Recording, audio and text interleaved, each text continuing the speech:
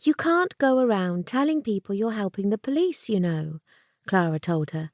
"I can," Vanessa argued. "I can say whatever I like.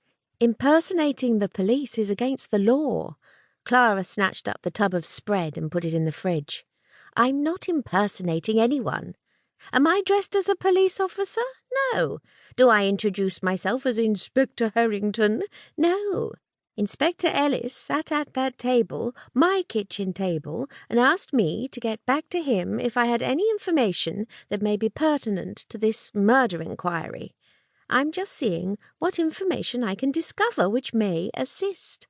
Clara stared at her. "Oh, come on. You know that wasn't what he meant. I think we need to go and see Julian." Vanessa picked up the kettle and started to fill it, ignoring her niece's comment entirely. Clara frowned.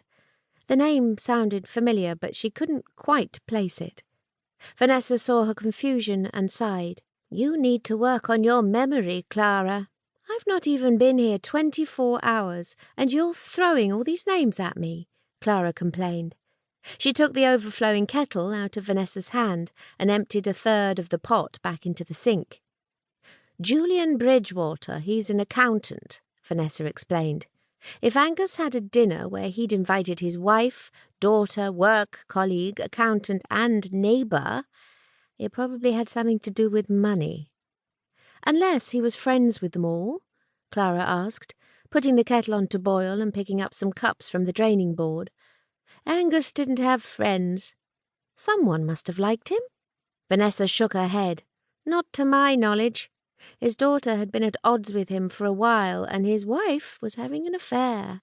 "He sounds horrible," Clara admitted. "He was. That's presumably why someone did him in."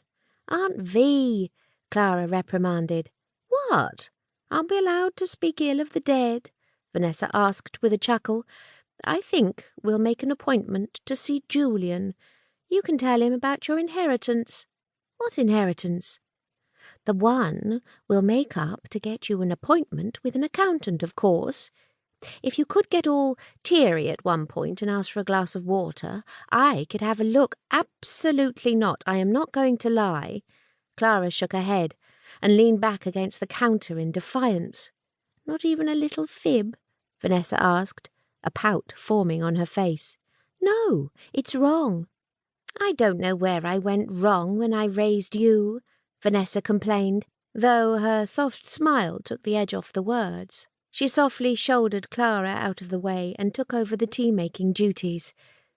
Clara was going to argue that Vanessa hadn't technically raised her, but knew that was pointless. She was pointing out that Vanessa had demanded honesty back then. Clara knew that Vanessa appreciated Clara's inability to lie. She just liked to tease her about it. "Well, we will just have to go and see Julian about my investments instead," Vanessa said. "Do you have investments?" Clara asked, not sure if the visit would just be centered on a different lie. "Yes. It was going to be a nice surprise for you when I died." Clara shuddered. "Don't say things like that." Vanessa reached out and squeezed Clara's hand, knowing that Clara hated to think about a time when Vanessa would no longer be in her life, even if that time was ticking closer and closer. "I'll call him after lunch and make an appointment to see him. Hopefully we can get in today." "So, do you really think Felicity Abbott did it?" Clara asked. "Do you think she did?" Clara pushed away from the counter and took a seat at the kitchen table. "I don't think I know how anyone could murder someone else." "But do you think that Felicity Abbott could do it?" her aunt pressed. Clara rested her head in the palm of her hand and thought about it.